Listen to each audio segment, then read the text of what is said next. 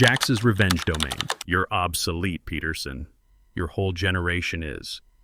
Marcus Bradley said those words while looking me straight in the eye, his $3,000 suit pressed perfect, his MBA confidence radiating across conference room B like heat from an engine. He'd been our CEO for exactly 73 days, and in that moment, I knew my 18 years at Green Grid Energy Solutions were about to end. I'm Howard Peterson. Everyone calls me Hank, and I'm 49 years old. Until that Tuesday morning in March, I was the senior engineering director at the company I'd helped build from a 12-person startup into a $2 billion energy technology leader. The smart grid management system that keeps the lights on across half the Midwest? I wrote the core algorithm, the patents that made us the only company capable of handling Japan's complex energy infrastructure. My name's on them. But Marcus Bradley saw gray hair and 18 years of experience, and all he could think was dead weight. The morning everything went sideways started like any other. I was in conference room B at 8:30 a.m., setting up my presentation for the biggest client meeting of our company's history. Yamamoto Energy Corporation was flying in from Tokyo to finalize a $750 million deal for our smart grid technology.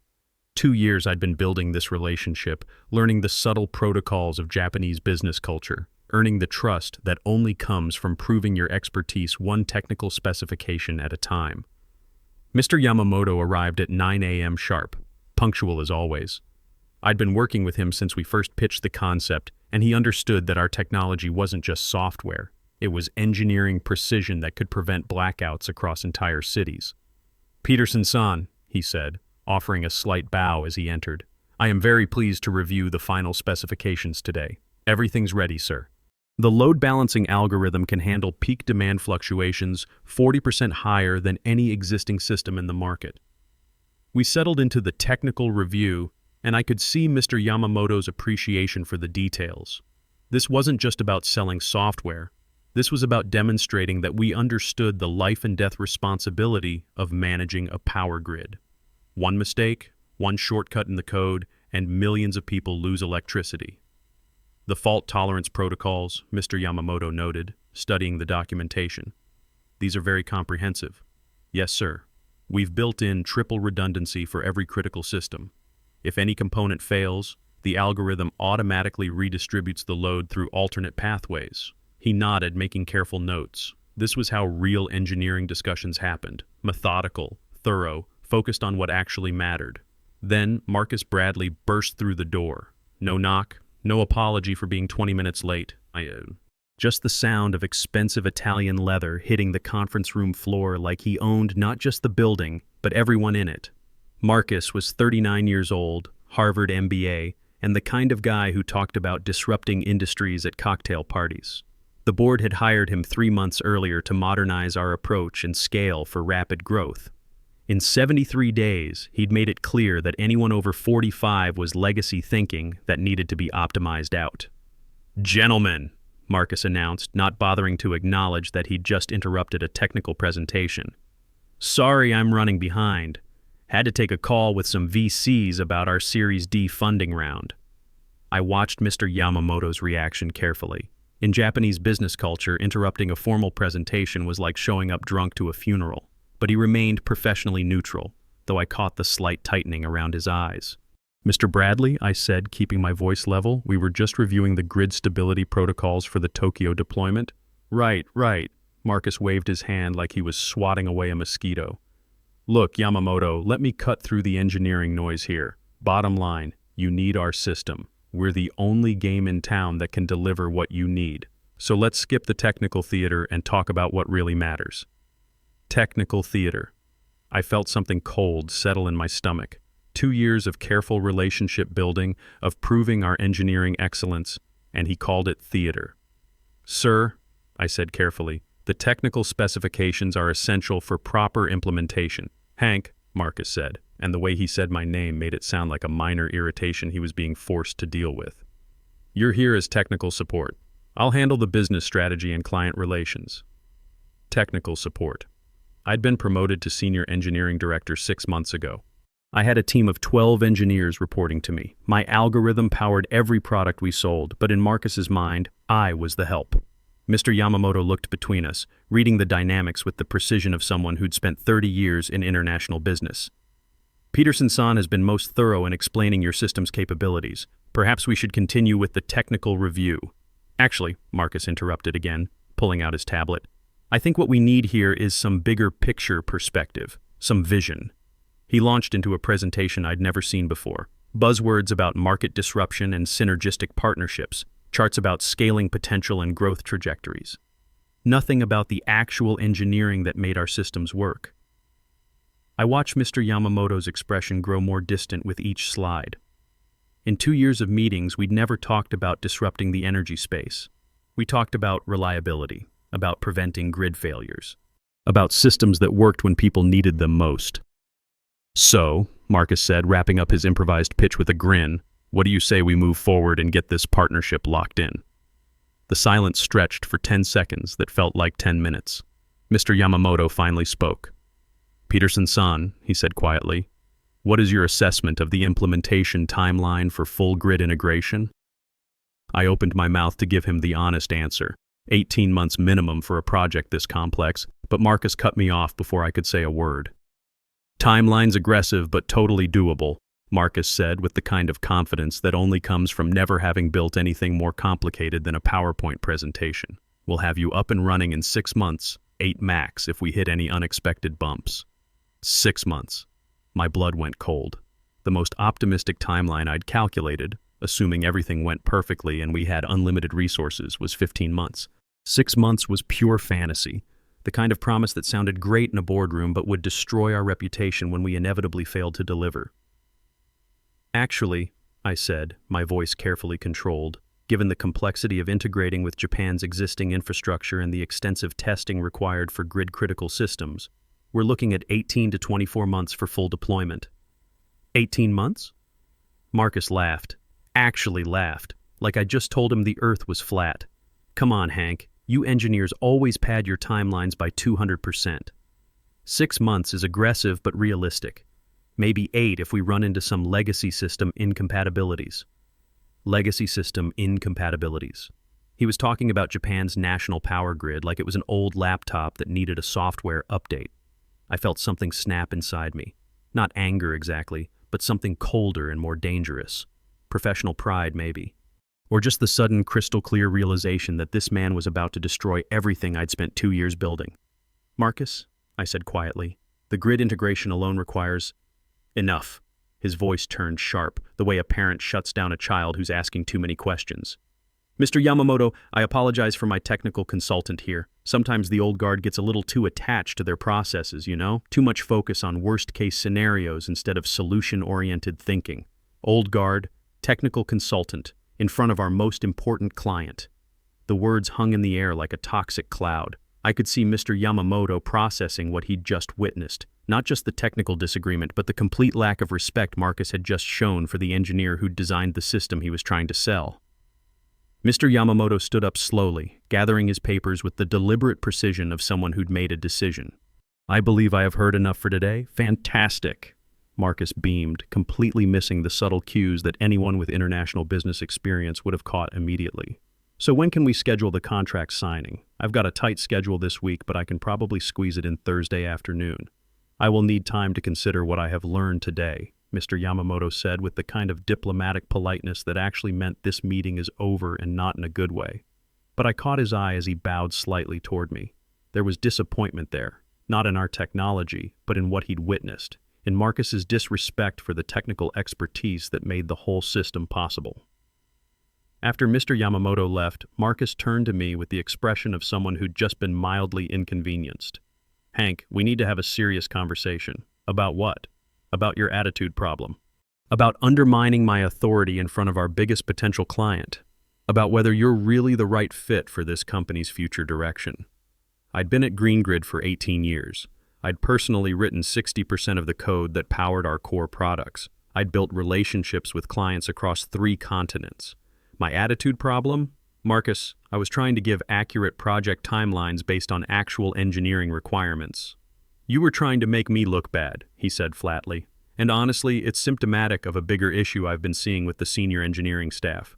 Too much resistance to change, too much attachment to the old way of doing things. The old way of doing things, like writing code that actually worked, like testing systems before promising delivery dates, like understanding the difference between what sounded impressive in a pitch meeting and what was actually possible in the real world. I think, Marcus continued, it might be time for some organizational restructuring, fresh energy, new perspectives. I knew exactly where this was going, but I had to ask. What kind of restructuring? Clean slate, Hank. This company needs leaders who understand that we're in the innovation business, not the caution business. People who can think outside the box instead of hiding behind engineering orthodoxy. And where does that leave me?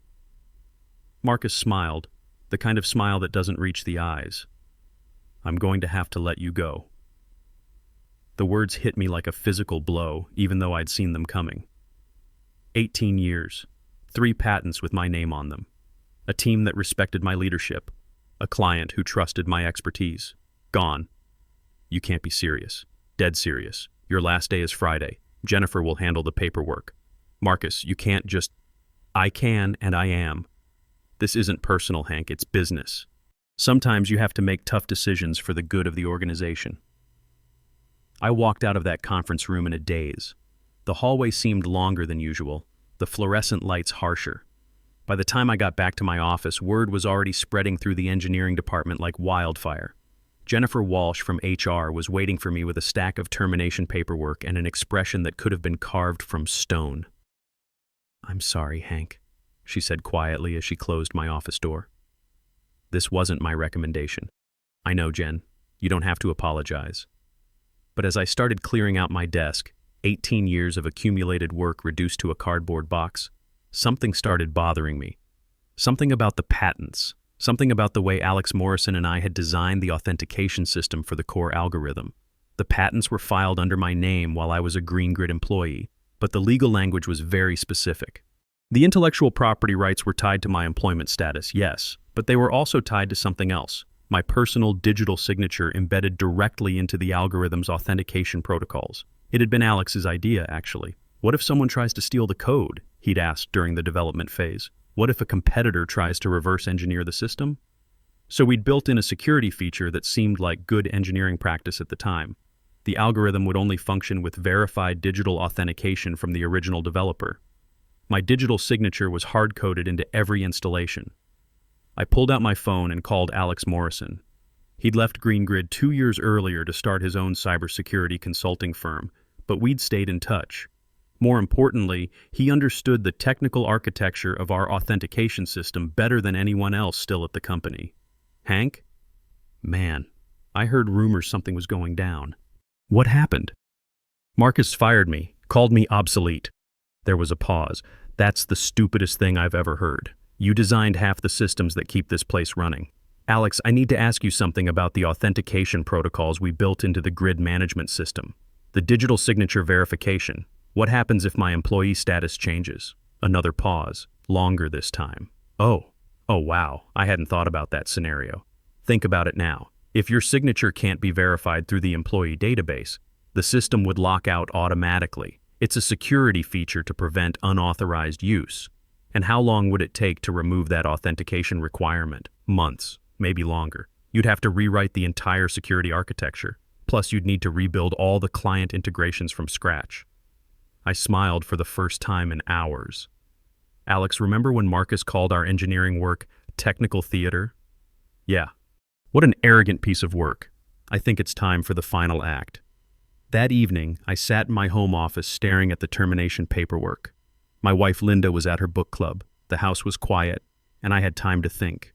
Really think about what Marcus had just done. Not just to me, but to the company, to our clients, to the entire engineering team that had built something remarkable. He'd called me obsolete, but the man who'd just fired the chief architect of the system had no idea how that system actually worked.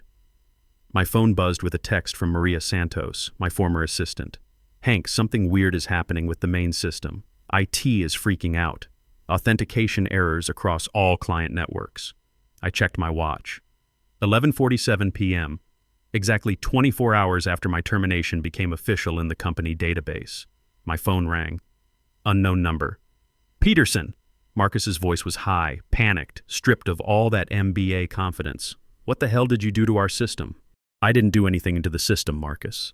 The system is working exactly as Alex Morrison and I designed it. The entire grid management platform is locked out. We can't access any of the client installations. Fix it. Fix it right now. I don't work there anymore, remember? You said I was obsolete. This is sabotage. I'll have you arrested. I'll sue you into bankruptcy. It's not sabotage, Marcus. It's intellectual property protection. You might want to check the authentication protocols in the technical documentation. The real documentation, not the executive summary. There was silence on the other end, then the sound of papers being shuffled frantically.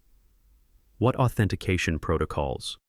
The ones that prevent unauthorized use of patented algorithms. The ones that verify the original developer's continued authorization to license the technology. You mean the system won't work without you? The system will work fine, Marcus. But only for someone who has legal authorization to use the intellectual property. Check the patent filings. Check Section 7 of the authentication architecture. It's all there in black and white.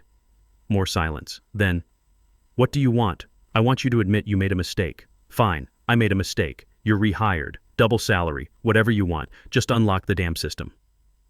No, Marcus, I don't want my job back. Not working for someone who thinks 18 years of expertise is obsolete. Then what? I want you to explain to the board of directors how you just destroyed a $750 million deal and locked the company out of its own technology in the same week. The line went dead. At 7 a.m. the next morning, my phone was ringing nonstop. Jennifer Walsh, Richard Barnes, the board chairman, even Tony Rodriguez from security, asking if I was okay and whether I needed anything. But the most interesting call came from Mr. Yamamoto's assistant. Peterson-san, Mr. Yamamoto would like to speak with you privately. Are you available for lunch today? We met at a quiet Japanese restaurant downtown. Mr. Yamamoto was already there when I arrived, sitting at a corner table where we could talk without being overheard.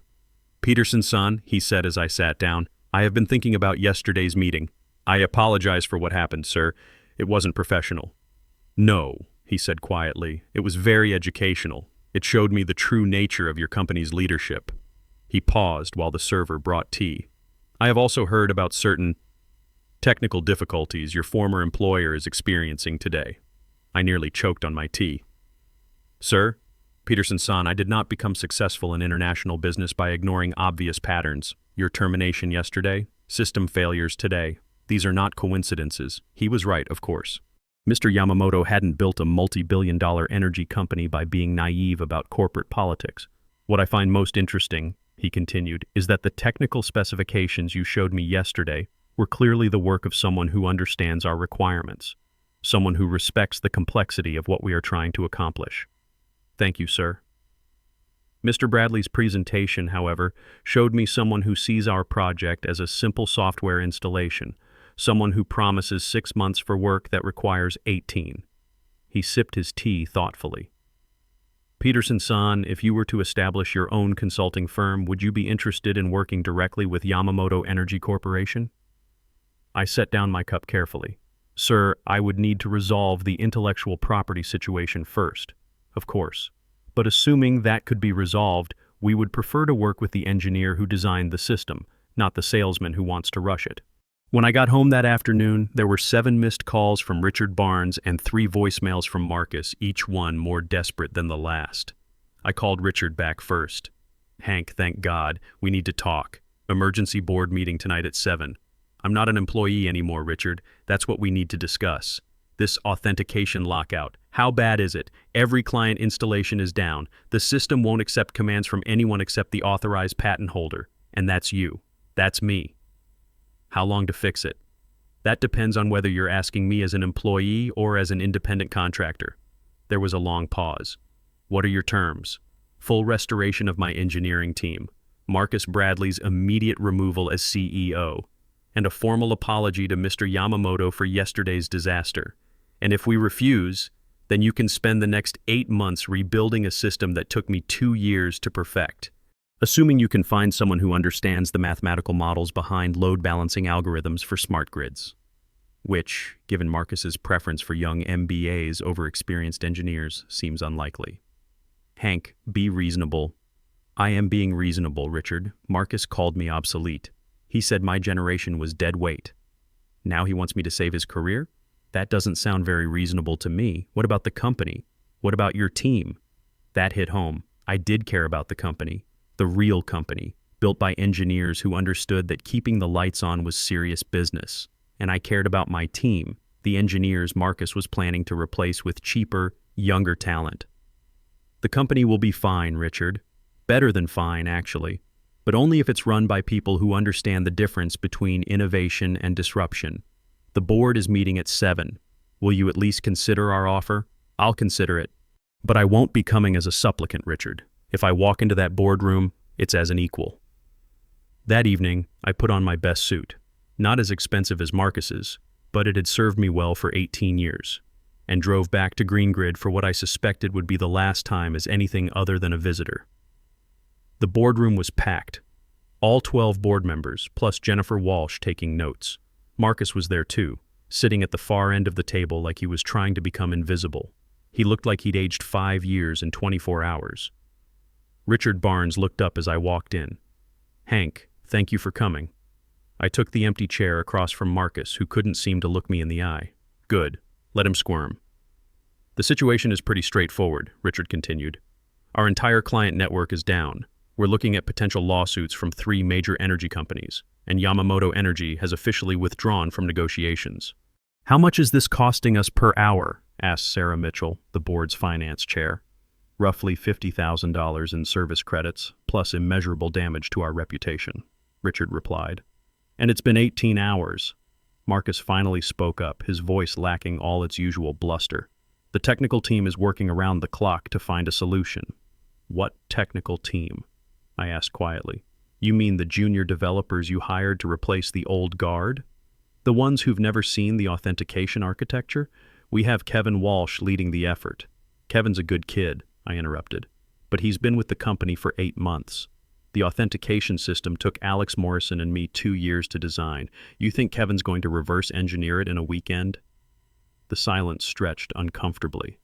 "Hank," Richard said finally, "what will it take to resolve this?" I pulled out a folder I'd prepared that afternoon. "These are my terms. Non-negotiable." I slid copies around the table. "First, Marcus Bradley is removed as CEO, effective immediately. He's demonstrated that he doesn't understand our technology, our clients, or our corporate culture." Marcus shot up from his chair. "You can't—" "Sit down," Richard said sharply. "Continue, Hank." "Second, I'm establishing Peterson Engineering Solutions as an independent consulting firm. Green Grid will be my first client under a 5-year exclusive licensing agreement for all grid management technology." "You're holding the company hostage," Marcus sputtered. "No, Marcus. I'm offering the company a lifeline that you cut when you decided I was obsolete." Richard was scanning the contract terms. "These licensing fees are substantial. They're fair market value for technology that generates $200 million in annual revenue. Technology that currently doesn't work because the patent holder doesn't authorize its use." "And third?" asked board member Janet Morrison. "A formal apology to Yamamoto Energy Corporation. Not from me. I'll handle rebuilding that relationship. From the board, acknowledging that Marcus's conduct was unprofessional and not representative of Green Grid's values." The room erupted in discussion. Half the board was studying the contract, the other half was arguing about precedent and shareholder liability. Marcus looked like he was having a panic attack. "You can't just steal the entire company." "I'm not stealing anything, Marcus. I'm licensing intellectual property that I developed. Property that you clearly didn't think was valuable enough to keep the developer around." Jennifer Walsh, who'd been quietly taking notes, cleared her throat. "I have something the board should hear." She pulled out her phone and connected it to the conference room speakers. "This is from yesterday's all-hands meeting, about an hour after Hank was terminated." Marcus's voice filled the room, tinny but unmistakable. "The reality is we're carrying too much dead weight in the engineering department. These guys who've been here forever, they're stuck in the past. They can't think outside the box. Hank Peterson is a perfect example. 18 years of doing the same job the same way. That's not innovation. That's stagnation." Every board member turned to look at Marcus, whose face had gone pale. "There's more," Jennifer said, fast-forwarding. "Here's where he talks about the Yamamoto deal. Honestly, if these old-school engineers can't handle the pace of modern business, they need to step aside. Peterson spent 2 years on one deal. I could have closed it in 2 months if I didn't have to babysit the technical team. Sarah Mitchell was shaking her head in disgust. Marcus, you called the architect of our core technology dead weight? That was taken out of context. What context makes that acceptable? Richard demanded. The vote wasn't even close, 10-2, with Marcus voting for himself and 1 abstention. Marcus, Richard said formally, your termination is effective immediately. Security will escort you from the building. I almost felt sorry for him. Almost. 2 weeks later, I was sitting in my new office, a converted garage behind my house that Linda had helped me set up. Peterson Engineering Solutions had exactly 1 employee but 3 clients. Green Grid, obviously, but also Yamamoto Energy Corporation, who'd hired me directly for their North American expansion. And ironically, one of Green Grid's biggest competitors, who'd been trying to poach me for 2 years. My phone rang. It was Alex Morrison. Hank, I heard through the grapevine that you're back online with Yamamoto. How'd that go? Better than expected. Turns out Mr. Yamamoto was more interested in working with the engineer than the corporation. And Marcus? I pulled up LinkedIn on my laptop. According to his profile, he's now Chief Innovation Officer at a startup that wants to disrupt the solar industry with blockchain solutions. Alex laughed. How long before they realize that buzzwords don't actually generate electricity? I give it 6 months. The beautiful thing about being an independent contractor is that nobody can call you obsolete. My clients don't hire me despite my experience. They hire me because of it. Because when you're managing a power grid that serves 2 million people, you want someone who's seen every possible failure mode and knows how to prevent them. Marcus Bradley saw 18 years of experience and thought dead weight. Mr. Yamamoto saw the same resume and thought invaluable expertise. That's the difference between someone who understands engineering and someone who just talks about disrupting industries. 6 months after my termination, Green Grid's stock price had recovered to pre-crisis levels. The Yamamoto deal was back on track, with me as the technical lead. And my former engineering team was working overtime to implement the upgrades I'd designed as an external consultant. Marcus's solar blockchain startup folded after 8 months. Apparently, their revolutionary approach to energy storage couldn't overcome basic physics. I still keep the termination letter he gave me framed on my office wall, right next to the patent certificates and a photo from the Yamamoto contract signing. Some days, when I'm working on a particularly complex grid optimization problem, I remember Marcus saying, "You're obsolete, Peterson. Your whole generation is." Then I look at the 3 job offers on my desk from companies that understand the difference between innovation and experience, and I smile. Turns out I'm not obsolete after all. I'm irreplaceable. And Marcus Bradley? He learned the hard way that in engineering there's no substitute for actually knowing what you're talking about. If you're reading this and you're over 45, working for someone who thinks your experience is a liability instead of an asset, remember this: they need you more than you need them. Make them prove it. In the end, they didn't fire an employee, they fired their entire competitive advantage. The biggest mistake arrogant leaders make is confusing the people who built the foundation with the obstacles to their vision.